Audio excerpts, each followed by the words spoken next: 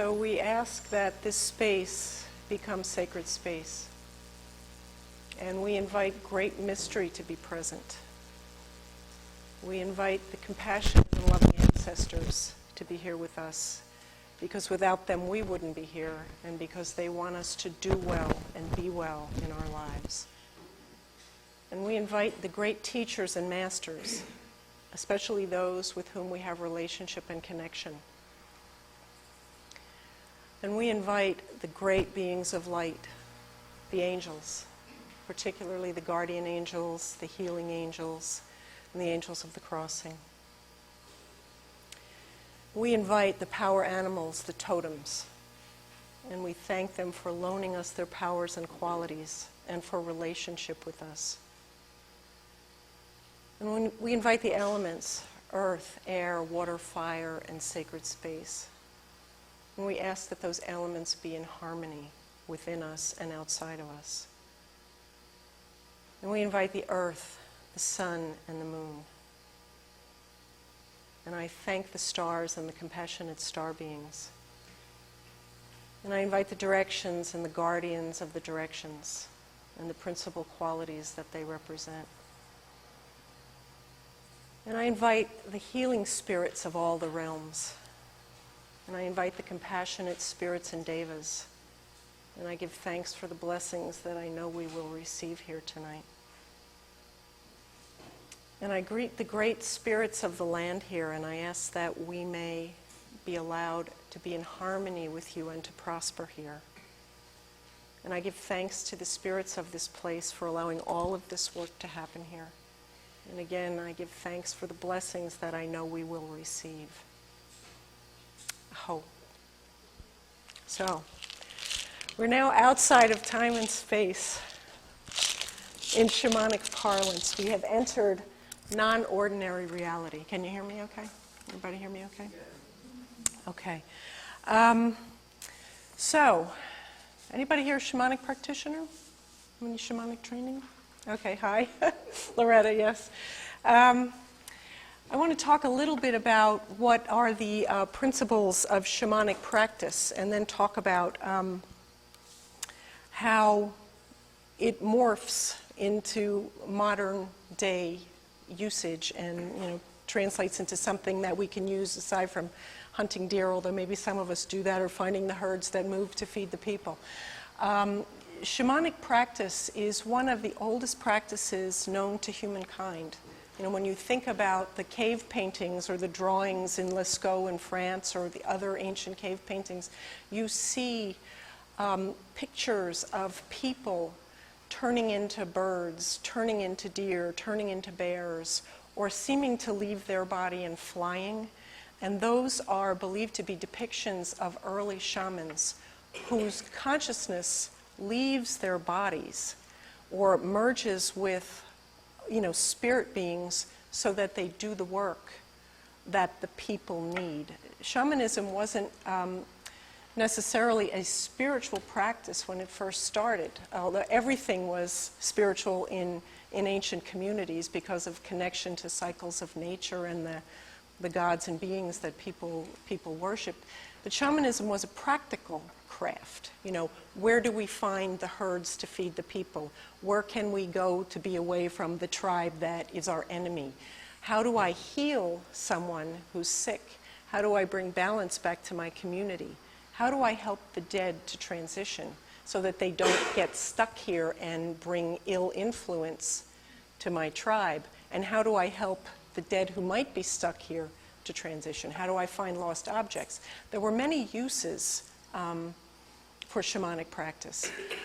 Today we look at it as a series of skills or techniques, but really it has evolved from this practical approach to life and become, or at that time it was a spiritual way of life, and now it has become this kind of series of practices. We do extraction, we do psychopomp work, we do divination, but as a practitioner you realize that it becomes about living your life in what we call a shamanic way, living your life in connection with spirit.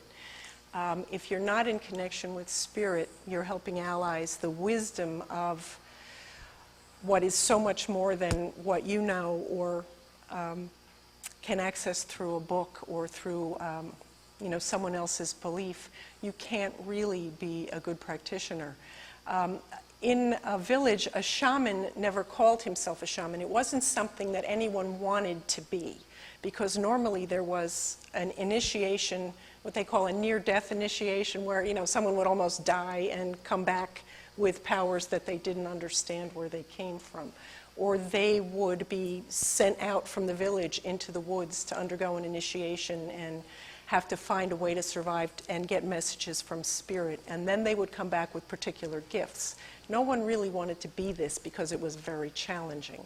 And even now you'll find that many people who are called to this practice have had what they call initiation by near-death experience. They become what the wounded healers, or they have undergone some type of calling. It's not something that people necessarily want to seek out because it carries a responsibility with it for being on call to your community. So that's one of the principal characteristics of being called to the practice. Another principle of shamanic practice is that we work through direct revelation. We get information from our helping spirits for ourselves. People think that shamanism is a religion, but unlike common religions that you might be familiar with, we're not necessarily subscribing as practitioners to the beliefs that other people have told us are true. The beliefs that we work with, the wisdom that we work with is not codified in a book somewhere. It's something that has been told to a practitioner by his or her helping spirits. And the way that this information is obtained can be many different ways. You can have somebody appear in front of you, like Moses and the burning bush. Or more common, at least in modern day, is alteration of consciousness.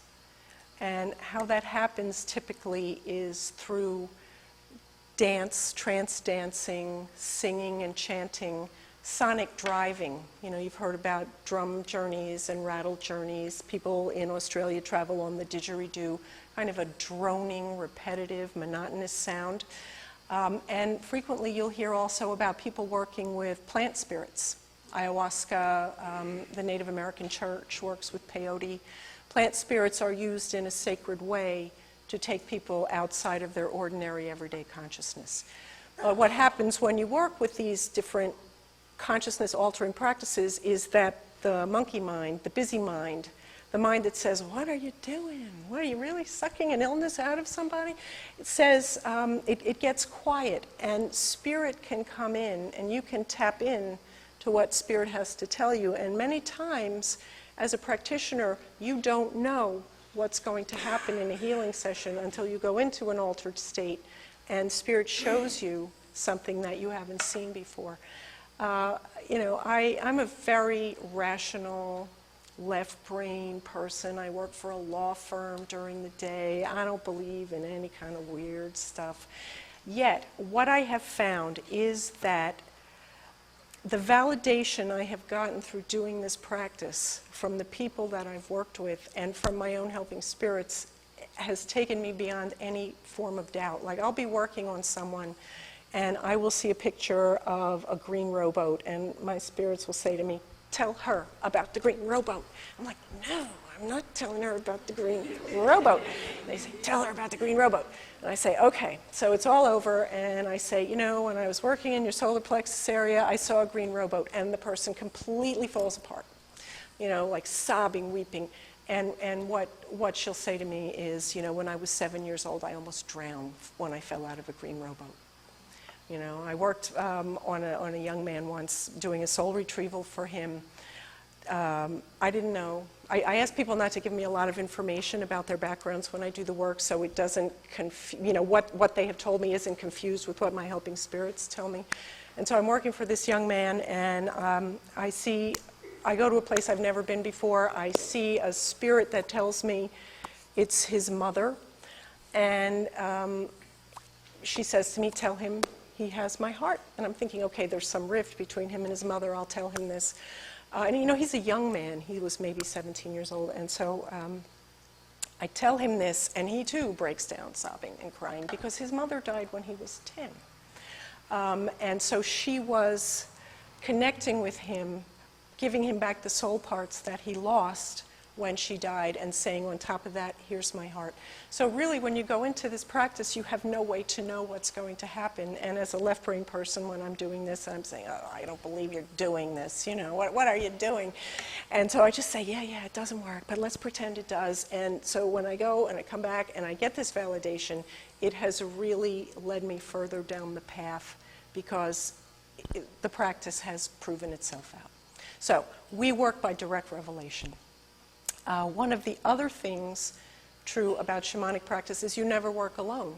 You work with your allies, you work with your helping spirits, you work with beings that show up to help. Sometimes, you know, you may have one or two totems. I'm sure you've all heard about totems or power animals or allies like that. But sometimes you'll be working and somebody else will show up with specific gifts or skills that your power animals don't have, and they show up to help you with that. But you always, always are working with help that's, as far as I've come across it, unseen. And my teacher, Sandra Ingerman, who's fairly well known in the shamanic, world, and has written a couple of books about the practice, gives a really good analogy. She said, as humans, we're on the baseball field. We play our positions, we see what's happening on the field in front of us, but we don't necessarily have a view of the entire field. Spirits are in the stands, and they can see the whole picture. They see the whole thing, and they have bits of information that we don't have. So when they show up to tell us, to inform us, they're coming from a place where they have a much broader view than we have. So that's why we don't work alone, because we don't want to necessarily rely on what we're able to come up with. Another principle is that we have connection with everything. Everything has consciousness in shamanic worldview. Everything has consciousness. The microphone stand has consciousness. The lights have consciousness. We tend to typically think of things outside, living things, trees, streams, animals, as having consciousness. Rocks have consciousness. Everything has consciousness. Everything vibrates. My Native American teacher, Joseph Rael, talks about Taina, the people.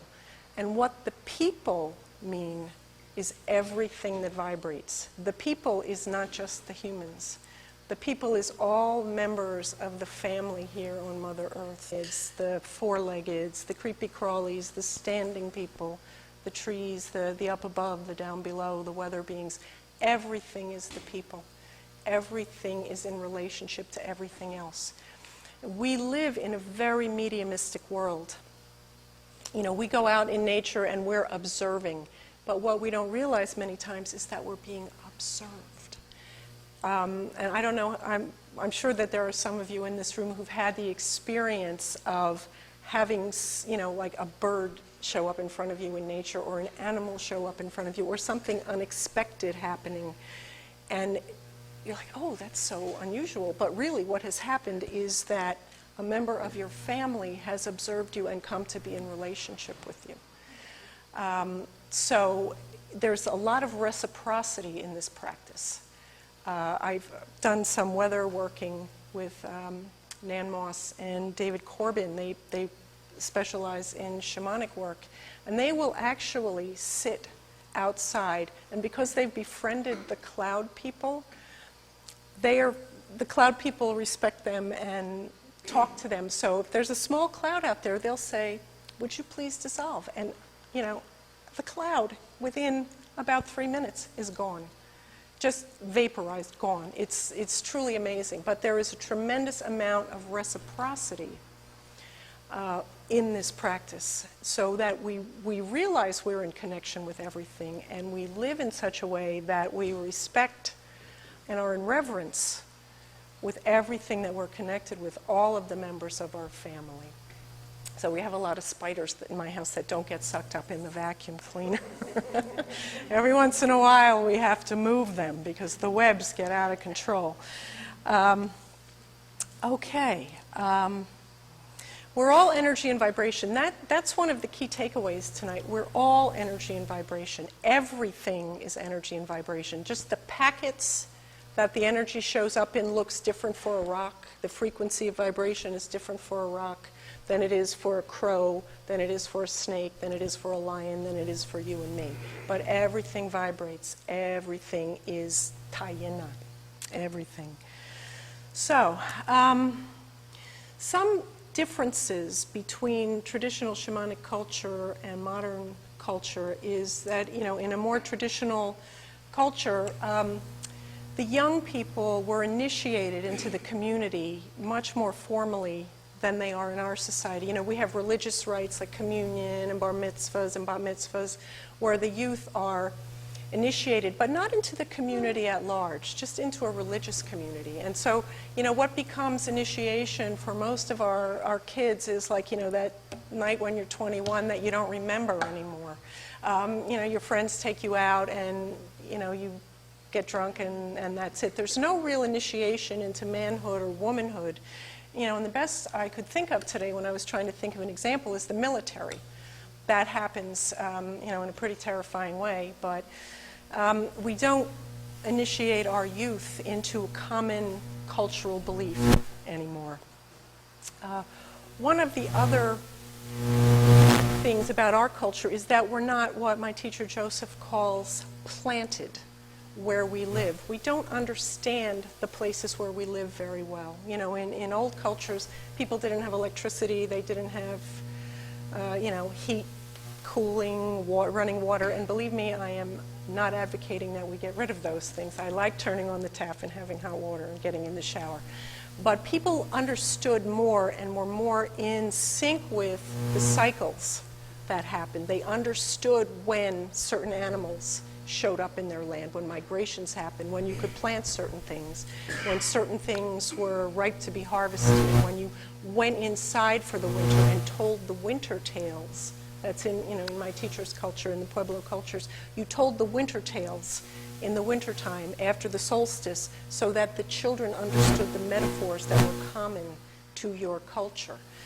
So we don't live so much in connection with cycles anymore unless we really, really make a practice of observing the moon or, celebrating the seasons, watching migrations, watching plant life change and come and go. One other thing that is more common in our culture than in older times is that older people are not valued. The elder people are not valued for their wisdom, and we are focused very much on being young and beautiful and, preserving our bodies and not even thinking about the D word, death. So old people are not so much valued for their wisdom as kind of devalued as not being youthful and not knowing what young people know, not having the get up and go that they know. And then death, let's just put the word right out there. It's not a process that we deal with through all of our lives. We don't initiate ourselves, we don't practice for death. So, it's going to happen. But we avoid it to the extent that we can, and we stay young and beautiful and, preserve our bodies at all costs.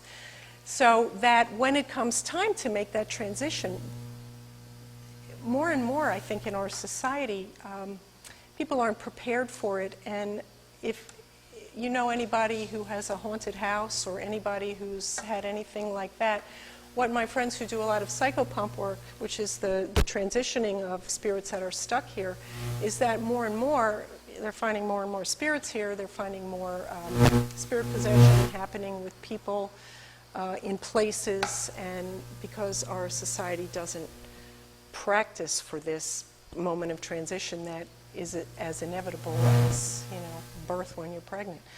So those are some differences, and I think one of the real big ones is that we have no common cosmology as cultures anymore. You need a way to explain how the world works, so that when you kind of go off the rails a little bit, you come up against a boundary and you say, oh, I understand what's happening, and you can bounce back to the center. Christians use the metaphor of heaven and hell as a cosmology. I myself work with the medicine wheel, the directions and the metaphors of that. You can work with other cosmologies like in other shamanic cosmologies, upper world, middle world, lower world. But basically you're looking for something that explains how the world works and sets out metaphors for how to behave, principal ideas. And we don't have things that are so common to us anymore. And as a result of that, we look at always wanting to go to spirit. We want to be spiritual. We want to be out of our bodies. We want to go to the light. And that is where I want to go eventually. But right now, I'm here in a body. And I want to go to the light just yet. And I want to enjoy the body I have while I'm in it. So a lot of religious practice teaches us that the body is bad, the body is sinful. But really, the body, as I think it was Aldous Huxley said, is the gateway to perception. How do we understand this beautiful world that we're in if we don't do it with our senses? It's wonderful to go to the light and to meditate and to lose all of this, but it's also really important to come back and be in the body. So I thank you for grounding us tonight and connecting us and bringing us into the body. Another important aspect in our cultural context is that we've lost connection to our soul. And I don't mean soul in the religious sense. I mean soul the way, has anybody here read Bill Plotkin's book, Soulcraft? I highly recommend it. He describes the soul part of us as that part of us that wants to be in the body, the part that longs for wildness, for mystery, for meaningful engagement in the world.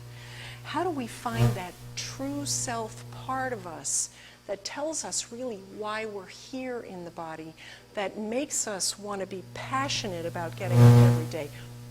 What is it that pulls us to, what's our destiny? That's our soul is connected to our destiny.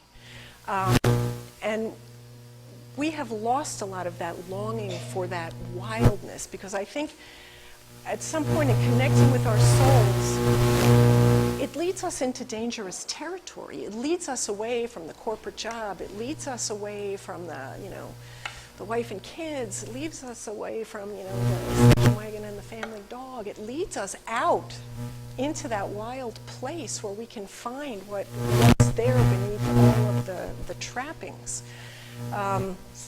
So, we need to look more for our true selves. What makes us who we are? What is the blueprint for what brought us here to this incarnation?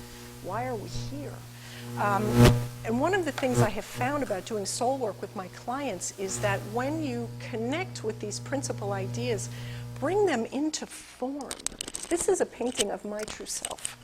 Okay, she is connected to totems, she's rooted down into her heart, and she's connected with the cycles of nature. She blooms, she's got life going through her. It was important to me to bring this into form so it wasn't just an abstract concept, the true self. When we bring it into form, when we make shamanic art, we're not just making a representation of power, we make power. This is power. When you make a drum, you make power, and power speaks to the spirit. When you make rattles, you make power, and power speaks to the spirits.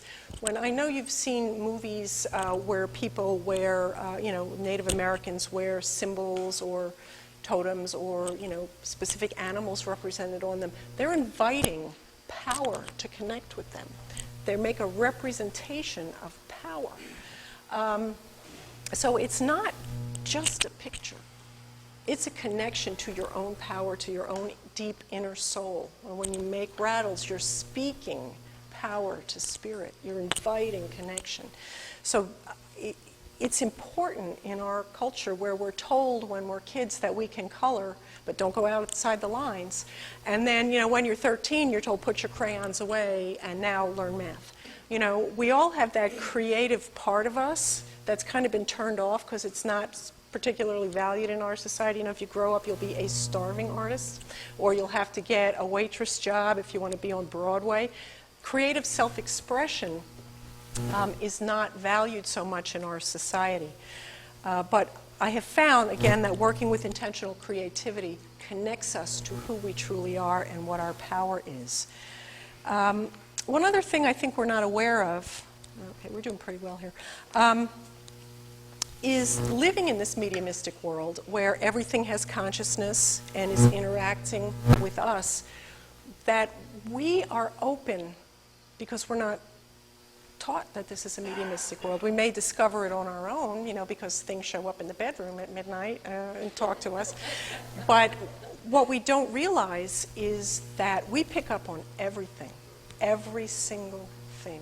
So what's in the media, what's on the television, what we, you know, if you ever walk down the street in Philadelphia, you can feel like you've been assaulted even if nobody ever touches you or crosses your path, just because of the anger that people might be carrying, or the frustration after a long day of work, or someone is speaking harshly to someone that they're talking to. You're picking up that energy. You're picking it up. When we talk about illness in shamanic worldview, we're talking about spiritual illness that manifests as physical illness, and the way that happens is by losing your medicine, your power. You either don't foster it or you don't protect it, and this other outside energy comes in and takes up residence and can displace your own medicine. So you develop an energetic disturbance that can turn into emotional disturbance that ultimately will turn into physical dis-ease. So one of the ways in the modern world where we don't necessarily know our roles, we don't necessarily know our places in our communities, we don't take care of our energy body and our inner medicine, is to learn what is the difference between me, my energy, myself, what I know, and what comes in from outside of me. So we begin to learn the practice of discernment. What's mine? What is my vibration? I vibrate very differently than anybody else in this room, than a road rage driver, than somebody angry on the streets of Philadelphia. I vibrate very differently. So if I get to learn my own vibration and how my body talks to me about my vibration, I can learn to listen to how my body talks to me about someone else's vibration being where it shouldn't be. Is this making any sense? Okay. So I thought before we took our break that we would do a little exercise for working on the feeling in the body of our own energy. Does that sound okay? And this is an exercise that comes from my teacher, Sandy Ingerman. It's in her book, How to Heal Toxic Thoughts, which is really a manual for life in the modern world, if anybody's interested in reading that. And, Sandy teaches that all of us have 5 physical senses. Many of us have, all of us have additional senses beyond that. Some of us have cultivated them. Some of us have shut them off because they're very scary, because of those people showing up in the bedroom at midnight. We don't want to know that. We don't want to know about that. And we have not learned to dial it up or dial it down unless we've gotten really good instruction from our helping spirits or from a good teacher who's had the experience of doing that. And so Sandy talks about paying attention to your body. Some of us have stronger physical senses. We might be stronger visually. We tend to be a very visual culture. We want everything to be like TV or a movie. And if it doesn't happen that way, we don't think anything's happened to us. But actually, if we close the eyes, our other senses become stronger. So you may find that as you work with this practice, you get a kinesthetic sense. You have a feeling in your body. It tightens, it loosens, it moves. You may hear things. You may just know things. You may just know. You may hear. I know when I'm working for a client and I know I've got the right answer, I hear a click. And it's almost like a puzzle piece going into place. I feel that piece go into place and I hear a click. So that's how I know I'm on the right track. So you may experience something like that, but don't necessarily expect that this is going to be visual. Be open to how it happens. Listen. If you know something, if a picture shows up in your mind, if you hear something, taste something, be aware of how you know what you know. Okay, so what we're going to do is just close eyes for a moment.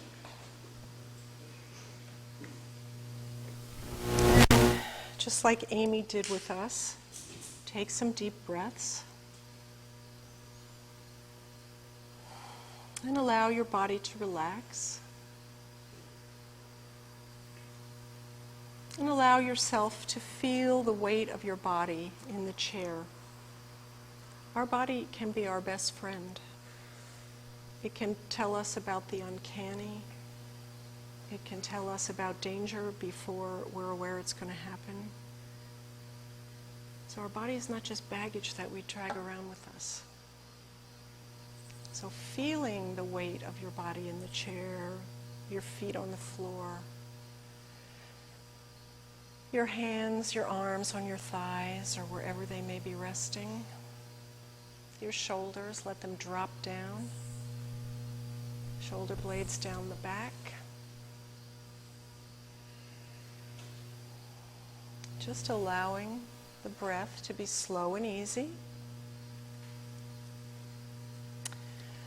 So now I want you to think about something that you love without question.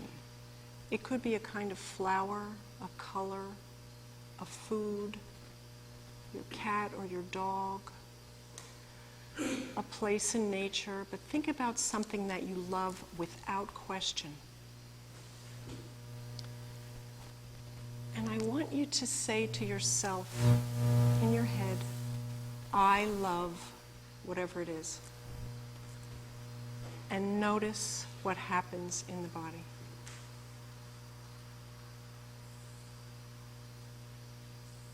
And so let's do that again. I love.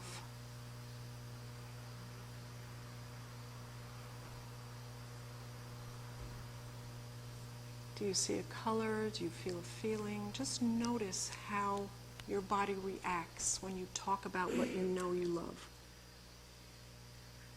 One more time. I love.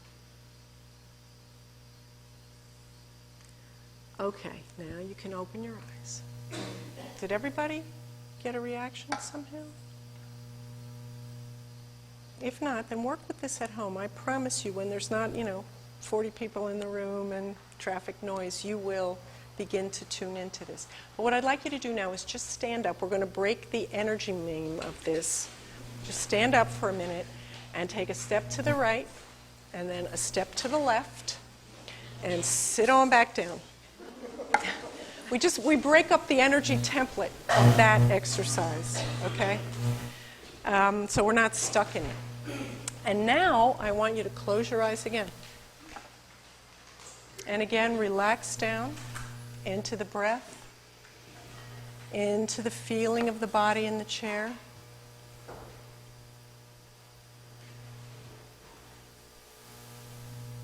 Feeling your hands, your arms, your shoulders heavy and relaxing down, your feet on the floor. And I want you to remember that thing you just told yourself about loving.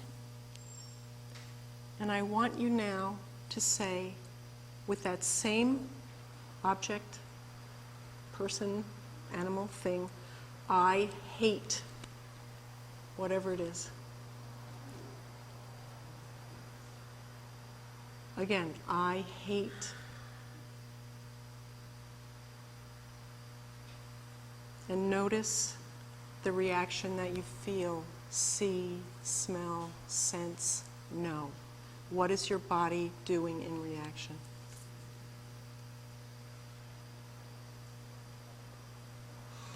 Okay, you can open your eyes now. That is a way of discerning your truth, or what is true versus what is not true, without engaging the mind.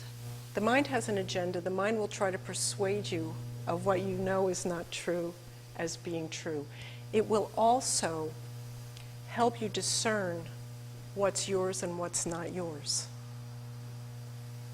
Go into the body. You know, I've worked with clients who'll come to me and say, you know, last week I went into this deep depression. I don't know where it came from. I've never been depressed. I'm a happy person. I function well. I go about my life without any troubles like this. And, you know, I just, it came on me out of the blue. And I'll say, well, what's been going on in your life? And she'll say, well, you know, my sister this or my husband that. And really what she has done is tapped in to what is happening around her.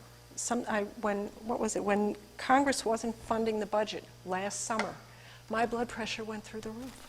It was, I had trouble separating my own energy, and I practice it from what was happening in the collective around me, from what was all over the media, the panic, the hysteria, the news reports, and I just stopped watching.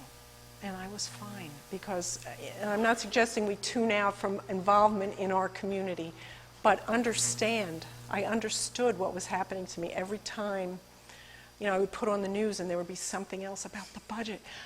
I had to turn it off because I could feel the reaction coming up. So I was able to separate in my body what was mine and what was from outside.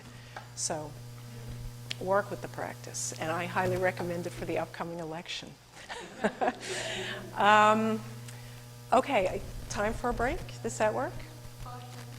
Okay, good. Then we will move on. I want to teach you a practice that I learned from my Native American teacher, Joseph Rael, beautiful painted arrow. He's a Tiwa Indian from New Mexico, Picaras Pueblo, outside of Santa Fe, New Mexico. And he teaches about healing with vibration. And I wasn't sure what I was going to talk about tonight, but when I was sleeping last night, I had a dream, and they said, teach them this for healing. So he talks about the principal qualities of vowels. Loretta knows all about this. Each vowel, A-E-I-O-U, lives in a place of the medicine wheel. And each vowel is associated with the principal qualities of the place that it lives. So the letter A lives in the east of the medicine wheel. It's pronounced ah in his language, ah, which is also the sound for the self. And because his culture doesn't separate the earth and the people's place in the earth from the self, the word for the earth is nah, N-A-H. So the self is contained in the word for the earth. So the principal vibration in the east is that of, the rising sun, dawn, inspiration, where things come into form, What has been planted elsewhere begins to flourish, to sprout. It begins to come into form. And it also has to do, eagle lives in the east, and eagle has the broad view. Eagle can see for miles, yet eagle can see the tiniest mouse on the ground. So what eagle represents is seeing unity in duality, the big picture and the little picture. So that's the principle of the east.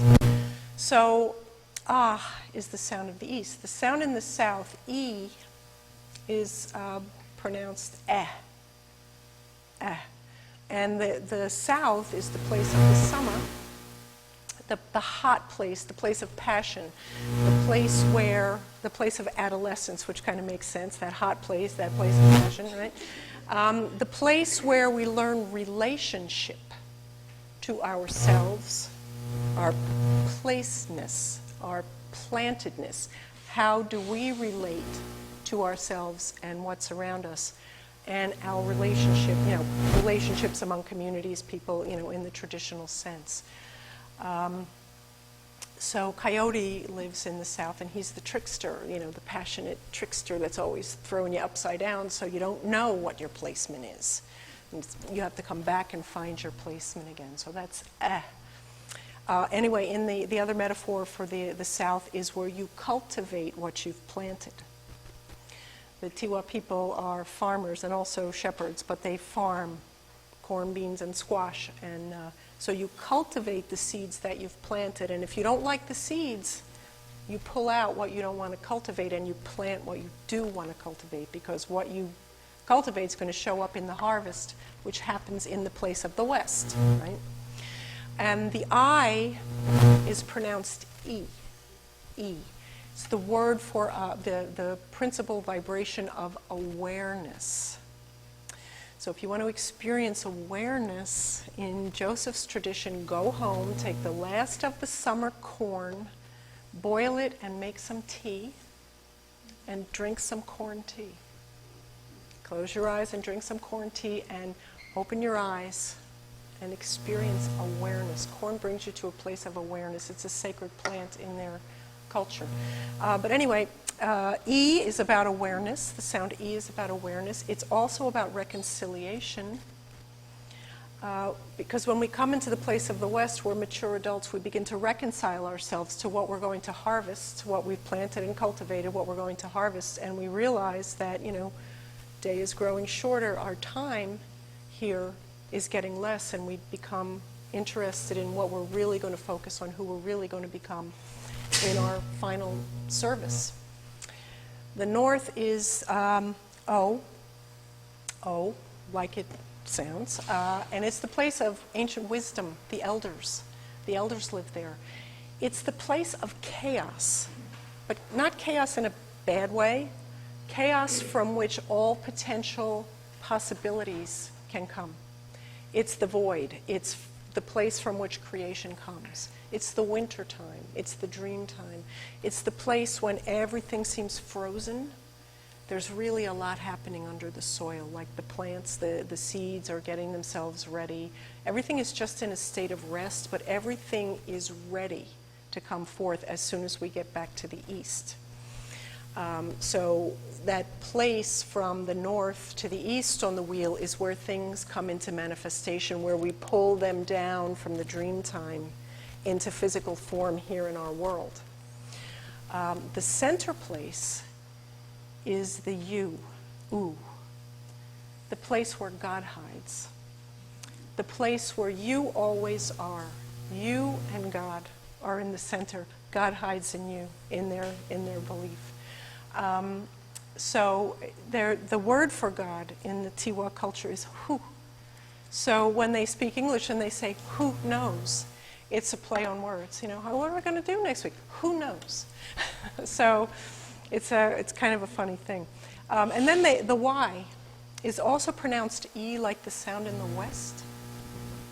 And Y is the bridge between the earth and the sky. It's the bridging sound. It's the road that people travel when they make their transition.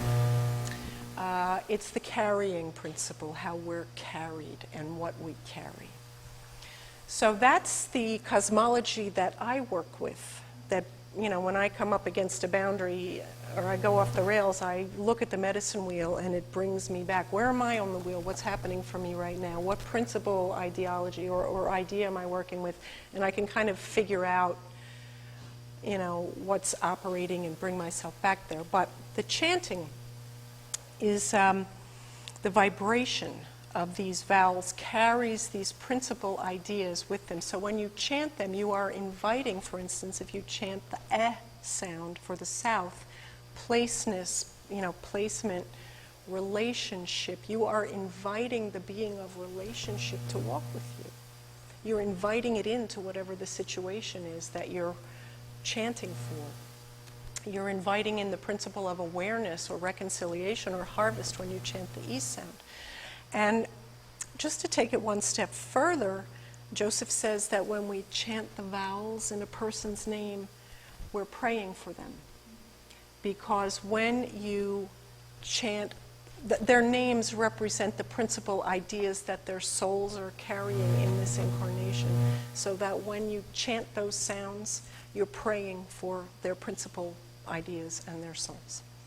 So, what I would suggest that we do in our remaining time before the break is chant the sound ah. the A.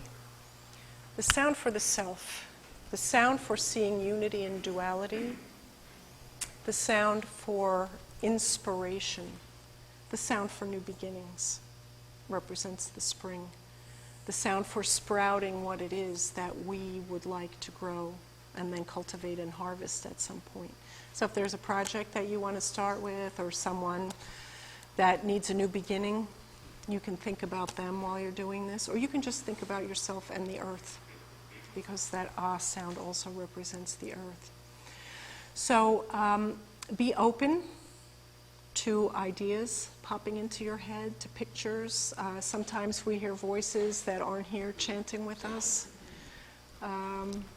Anything can happen. You're not making it up.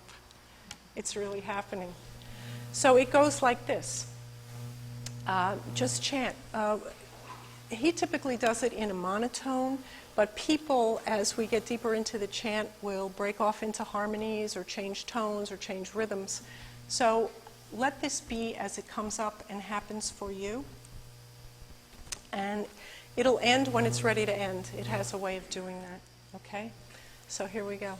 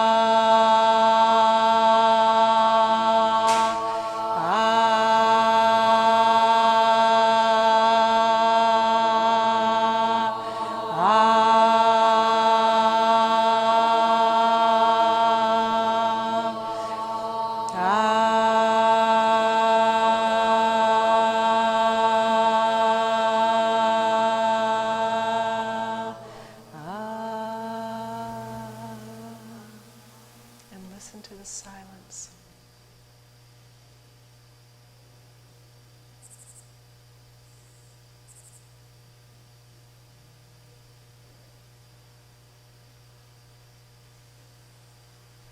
Okay, break time.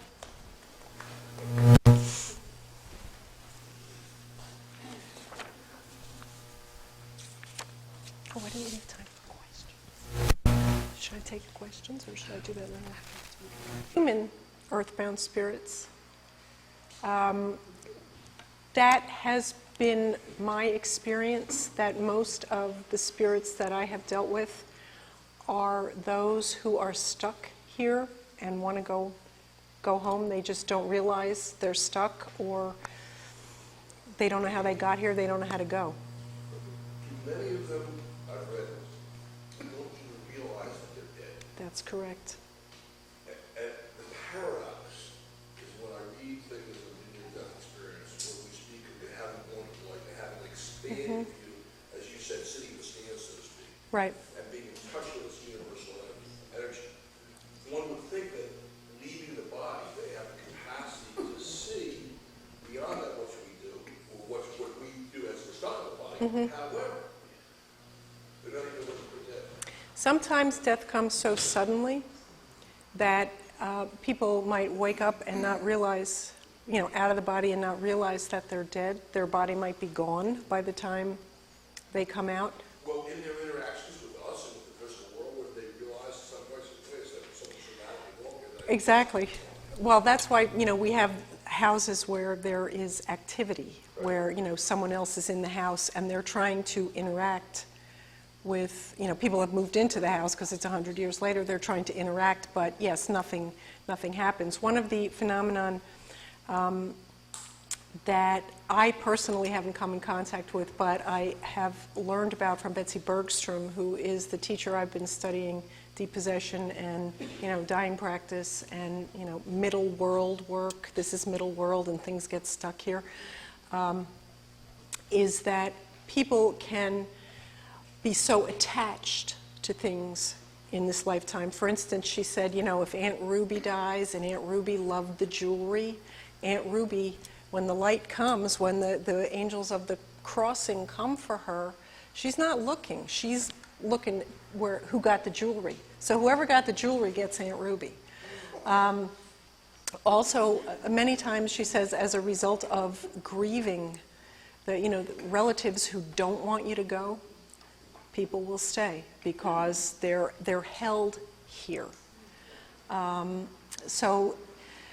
There's a reason that cultures like the Tibetans and the Indians and the Chinese, like these ancient cultures have practices which tend the body, tend the spirit, sing to the spirit, read to the spirit, say this is, you're going through this gate now, you're going through this gate now, to keep the spirit focused. And it takes, what is the Tibetan Book of the Dead, 40 days? Until the spirit has completely disengaged and is ready to move on. Many times, too, people, because their cosmology says that if you're not a saint, you're going to hell, or they've done things that they are not good things and they haven't gone through the karmic release of forgiveness and that kind of thing, they're afraid to go.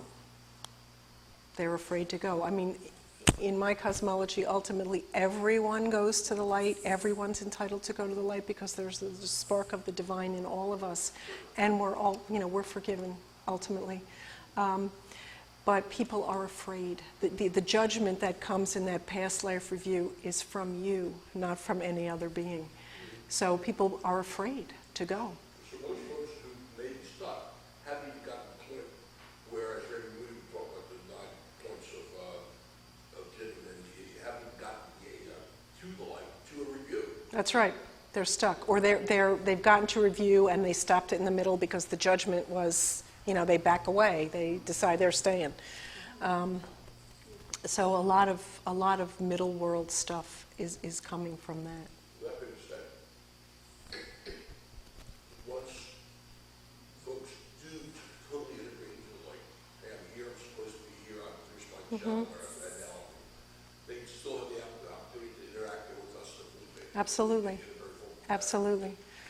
Absolutely. It's a question, as I understand it, and I've seen this in journeying, in helping spirits to cross, that it takes a while to attune to the light, like when the angels of the crossing take people to the light. They don't go right in. It can take a while for them to attune to the energy of the light. And then the signal that I get when someone has crossed is that the angels close the door to the portal. And then, the journey's over, the soul has been crossed. But yes, there is absolutely the ability to come back and interact with us, but not from a place of being stuck and not having made that transition, but of having made a successful transition and then being able, right, that, the compassionate and loving ancestors inform us all the time. Right? Okay. You're welcome.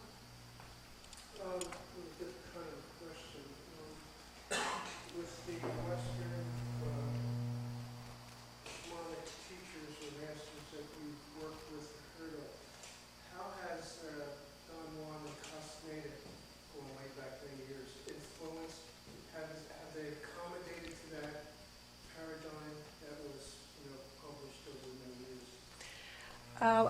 I think that was one of the things that brought that, the publication of those books was one of the events that brought shamanic practice into the, common consciousness.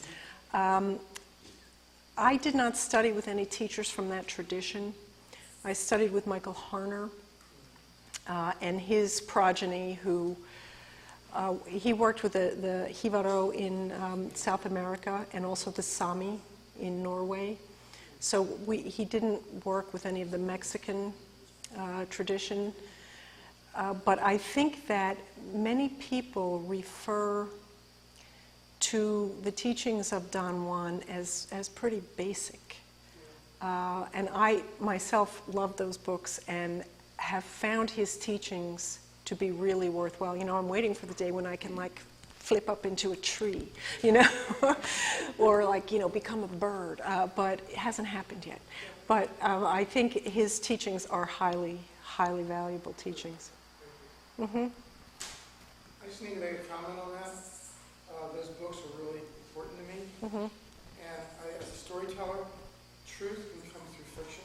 Mm-hmm. I'm going to have to state pretty equivocally they were made up. I have heard that. I have no, I don't know. That the Yaqui tradition, Mm-hmm. there's no connection. Mm-hmm. But that doesn't mean that what Castaneda was connecting himself with and what he passed through didn't have value. Mm-hmm. But I'd be careful. I think the same thing happened with Marla Morgan, Mm-hmm. with The Aboriginal teachings. the Aboriginal. Yeah. She admitted that she had made it up. Mm-hmm. And then she published a second book even after admitting that she made it up. So Yeah. I think the problem, the issue of discernment is to kind of understand the distinctions Mm-hmm. between where teachers are truly grounded in tradition versus something that becomes a cultural phenomenon. Mm-hmm. The other question that's just, you may disagree with me. The other thing I want to ask you is, my sense is that, and maybe you can comment on it from your own knowledge, is that, returning to his question, my sense is that the amount of people who get stuck is fairly, I would say rare, but not the majority. It's that, like if I watch a John Edward, Mm-hmm. I mean, everybody in the audience is, they're all in the light. I mean, it's Mm-hmm. not like John Edward goes, oh, they're stuck, you know. Mm-hmm. So my sense is that, through my own medium work, that, maybe you can comment on this, is what percentage, I would think it would be not a great percentage, don't cross over. I don't know what the percentage is, but I know that probably each of us in this room has some kind of attachment, myself included. I mean, you know, we don't even know it sometimes, but we carry stuff that has been stuck for a while. Most of it is very benign. And if you become aware of it, like if you begin to evidence symptoms, you know, changes in behavior, sudden physical problems and all, you know, they're pretty easily dealt with. If you feel overshadowed, all of a sudden you develop a love of hamburgers when you've been vegetarian for many, many years. That's a clue. So, They stay away from bars. exactly, bars and hospitals. Discarnate entities love to flock around bars. Right. So I think as people are so inebriated, they get themselves so open. That's exactly right. That- And that's why drugs, I don't think, are such a good thing. no, it's bars and hospitals because that's where they hang out. So, right, that's true too. That's true too. Hi. Yeah, I'm thinking you remind me so much of Carolyn Mays in all the ways I can think of. I think that's really good. But beyond that, going back to what these two guys were saying, I wonder, what do you think, on average, for these stuck people, how difficult is it to have somebody who's living actually see them and let them know either I need your help or even just to be seen, period? How difficult is it to make that contact? I don't think it's that difficult if you're aware. You know, you can tune into your own energy, see if there's any place that feels not like you. You know, if you all of a sudden, like, you got something going on in the shoulder that you never had going on there before, like, you know, what's that about? Sometimes we've had these things for a long time, and they're very benign and very benevolent and, you know, never going to influence you one way or another. It's just, to me, the sad thing is that everybody deserves to go home. Some people don't want to go, you know, but everybody deserves the opportunity to go home.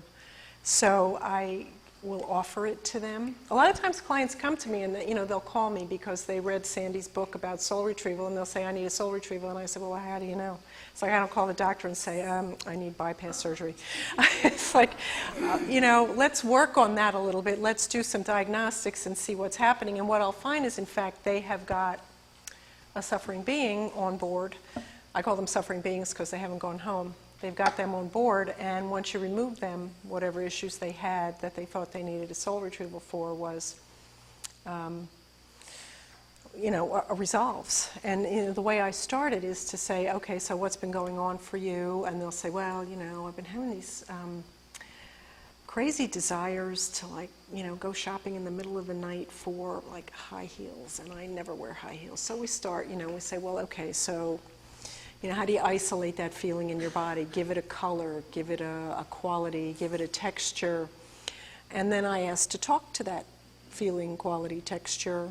And then I ask the person who's having the problem to kind of put their consciousness to one side and just give voice to this feeling, quality. And most people are able to do that, the first thing that comes into their head. And I'll say, did you start with Janie, or did you come from somewhere else? And if the answer is from somewhere else, well, then we're on to something. Okay, and then we just take it through. We call in the angels of the crossing. We, separate them out, and everybody's goes to a good finish.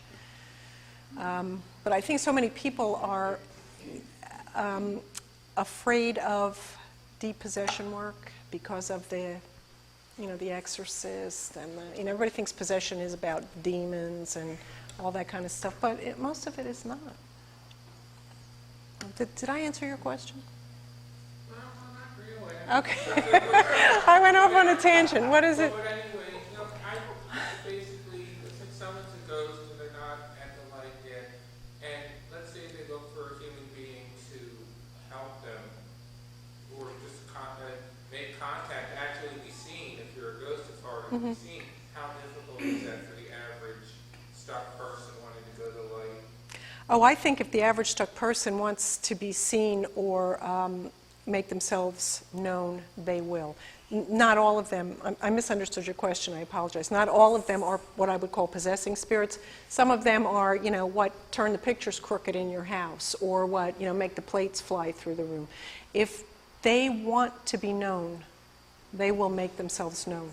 I believe that absolutely. There will be phenomenon happening in your house or in your body or something. Does that answer your question? Okay, sorry. Yes? Yes, I do have experienced the feeling things when I'm meditating. I'm very aware when something is around me. And you understand, when I was meditating, I felt that something physically went inside me. And because it happened before, and I sent it away after 10, 15 minutes in my body. And then the whole week I was questioning why I did that. Is something good there? The question it was so strong that I was kind of questioning, it's good, it's bad, but I wasn't scared. Mm-hmm. But last night I had a group of people meditating, and it was heavy the whole time, it wasn't good. 70% of the people left. I stayed with my friend Pablo, and when I said, you want to do it again?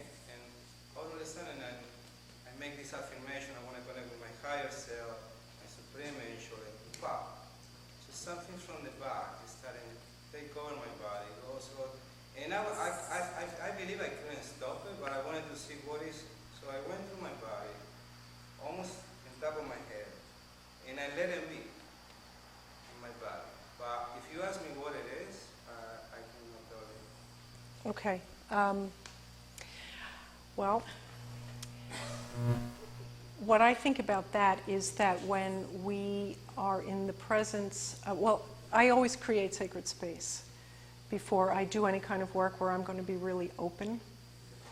And when I create the space, I make the circle and I invoke, I call in the compassionate, loving ancestors, the compassionate spirits and devas, so that only the compassionate aspects of anything can come in. Okay, now, you're not feeling upset or disturbed in any way, right? something kind of like this, but it was very hard, very strong. It was like I had this light, ball of light that was shooting all over my face, all over my body. And it didn't feel in the spirit, it felt something that when I walk inside my house, shoot all over the place. And it was so powerful that, I mean, I wish I can draw it. It was shooting, it was beautiful, but at the same time, tricky because I don't know what it was. So Yeah. I sent it away. But it went very physical. I said, because I don't recognize it, I get the Tibetan veil and everything, and just gently let. Well, good. That's good. I will tell everyone in this room that you have the right to be sovereign in your own body. And if something is there that you don't want, you have the right to tell it to leave. Now, it may fight with you a little bit about that. It may disagree. But ultimately, you have the right to be sovereign in your own body. One of the reasons we do shamanic work and reattach people, can reconnect people with their medicine, their power, is that because when you have voids or empty spaces in your body where you've lost soul parts or where you've, for whatever reason, you've lost some of your connection to your medicine, things come in. You're not fully powered up. So it's important when you do any kind of work like this with spirits or entities or beings that you're fully powered up, that you're in contact with your power, your medicine, your compassionate allies. You call them in, you ask them to help you, and that you connect with your true self, your higher self, everything that brings you power and grounding and fills your energy field so that there are no gaps, there are no voids, that there's no room for anything to get stuck in there. And if in fact something does, because you are a sovereign being and you have the right to inhabit your own body, you may tell it to leave, just as you've done very successfully. But I still, yesterday I had no idea what it was. I know all day I was full of energy. My friend is saying, but interesting part, we back to the meditation because whatever the group, for whatever reason, I feel that something was there. But when they left, they feel like when we make the same affirmation we did it with the group, they didn't work. But this time, right away, and by the program, I can't label. I don't know what it was.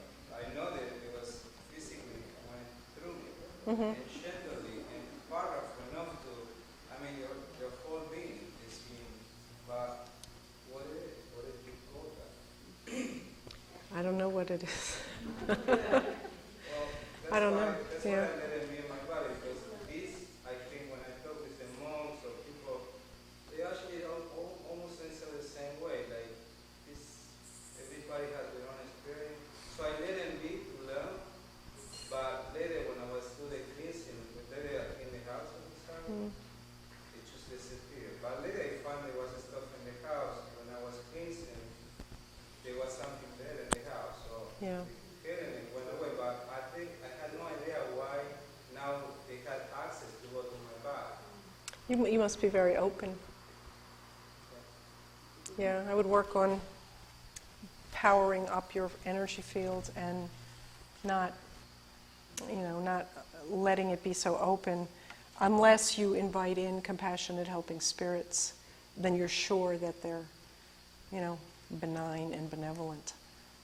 So. I just want to make a comment. I've been in this field for a long time, so I usually zip file a kind of a clearing in the shower, and I ask my guides to do all the work. And so I ask if we would clear, cleanse, balance and align, ground, and energize my chakras, my heart line, my meridians. And then I ask, please clear even connections that are not for my highest good, cut any cords that are not for my highest good. Then I just send in the light, different light. And I kind of do that, very quickly now, but it took a long time to get it all together to figure this out. And then just ask it to be connected to all that's good for my highest good, and to be open to receive the blessings of the day. That's what I do. But in the shower, it's good because the water is a cleansing, a purifying agency, and it helps magnify the energies that are coming in and releasing. So I do that a lot because I feel, as light workers or people with high vibration, entities are drawn to the light. That's And correct. sometimes Yeah. I think And that so is soap. and So is soap. soap is drawn to the light. No, it's good for cleansing too. Oh, right. So you Sacred soap does good work. Yeah. And so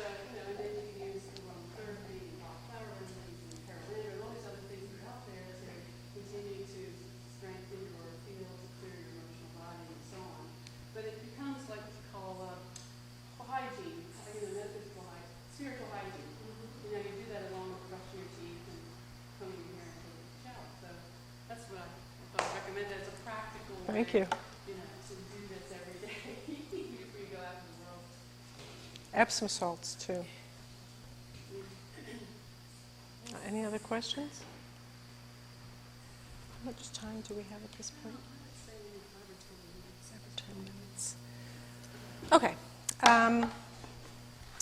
Let us do a quick drum journey to the lower world, since we can't really have shamanic practice without drumming, right? So lower world, the core shamanic cosmology, we have lower world, middle world, which we've just spent a lot of time talking about, and upper world. Upper world is where teachers live, great masters, enlightened being, angels, ancestors. Lower world is where our animal spirits, nature spirits, tree spirits reside. It's what gives us our medicine, our power, where our guardian spirits who've been with us since birth live, our totem animals. Typically, when Foundation for Shamanic Studies teaches journeying, the first journey you learn is a journey to the lower world. So why don't we go? And why don't we go with the intention, because you never just wander around non-ordinary reality without an intention. Go with the intention to meet a totem animal. Typically, and this is just core teaching, you may see it, you may not. You'll see it 3 different times in 3 different forms. I just go down and I say, hi, are you my totem if I see something? And they'll say yes or no. You're not limited by ordinary reality bodies or physics. If you find, you will not get stuck there. This is a very compassionate place. There's nothing dangerous or scary there.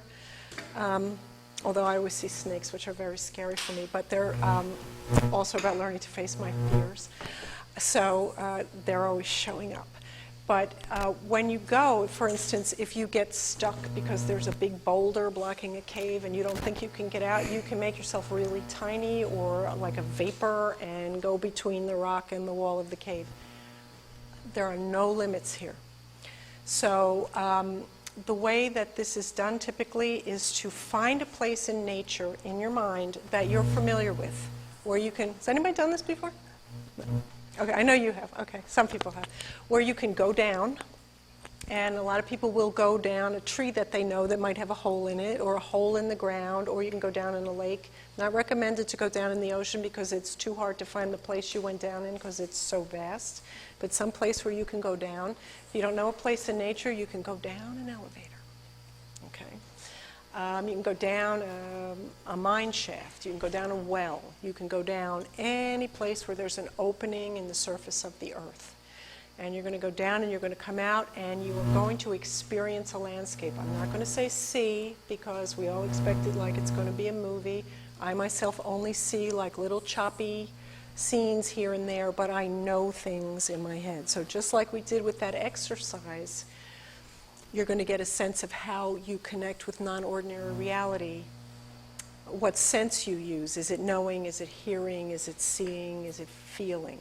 So pay attention to that. This journey is as much about knowing how you do this kind of work as it is with meeting a totem. So you'll go down, you'll nose around, you'll explore a little bit. You may or may not see an animal. If you do, say, are you a helper for me? They'll say yes or no, or they'll say nothing. If they say nothing, keep going. Keep going until you find somebody. And ask the question. And if they do turn out to be a helper for you, you can ask them what it is they want to help you with or teach you, or do they have a message for you? You know, that usual kind of stuff. What do they represent in your life, or what gifts do they bring that you need to develop or work on or offer to the world? Okay, so the drumming is going to sound like this. When it's time to come back, the rhythm of the drumming will change to, I'll do that 4 times. And then it'll get really fast. This is the callback. When you hear that, you say thank you to whoever you're talking to. You turn around and come back the same way that you went. You don't want to come back here and crash land. You want to come back in a very orderly, routine fashion, back up, whatever you went down, come back into your body. Okay? Do you ever drum up into the upper world? Sure. Oh. But we can't do both tonight. But so lower world's a little easier to get to because people have trouble sometimes getting up through the atmosphere. So we'll do lower world, okay? And just see who you meet. Kind of be aware of the aha factor. It might not be who you expect at all. So close your eyes. Everybody got their place to go down? If nothing happens for you when you get down there, make something up. It'll kickstart the journey. You're not really making it up. It's what's showing up for a reason. But just get it kick-started, okay? So here we go.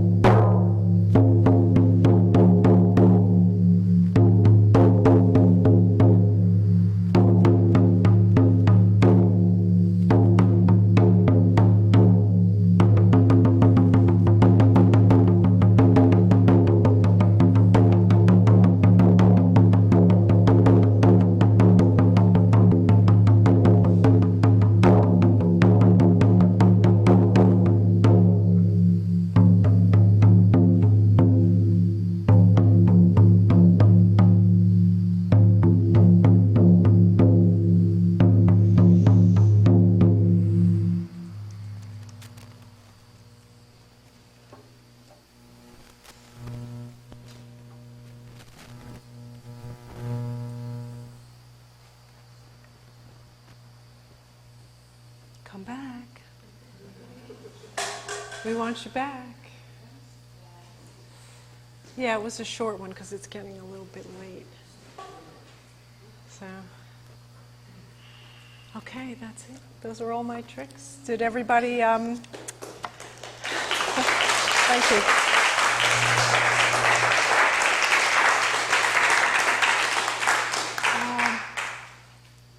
Any questions?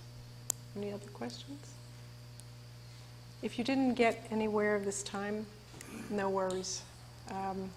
Everybody can journey, and if it's a path that calls to you, there's a lot of help out there. You know, there's a lot of stuff on Sounds True. Sandy Ingerman has a 6-part series that's $99 that you can download, where she takes you through all of the basic journey techniques, and I highly recommend it if you want to go that route. Who's the person? Sandra Ingerman. Ingerman, I-N-G-E-R-M-A-N.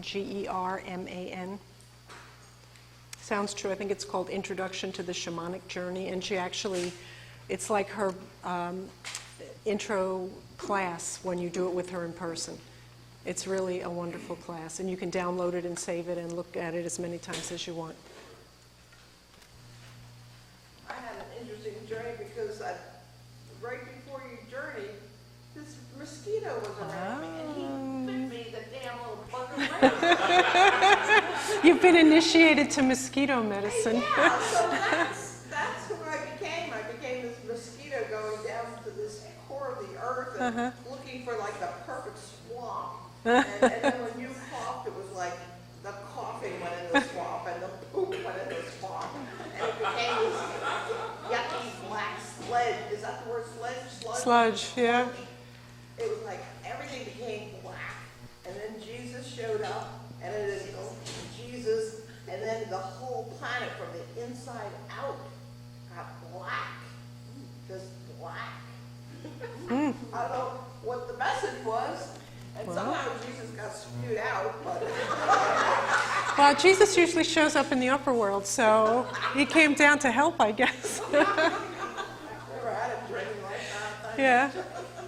You work with that one. Go back and see what that was about. Okay, thank you very much, everybody. It was a pleasure to be here with you tonight. And thanks to our helping spirits, our work for now is done. So everybody can go.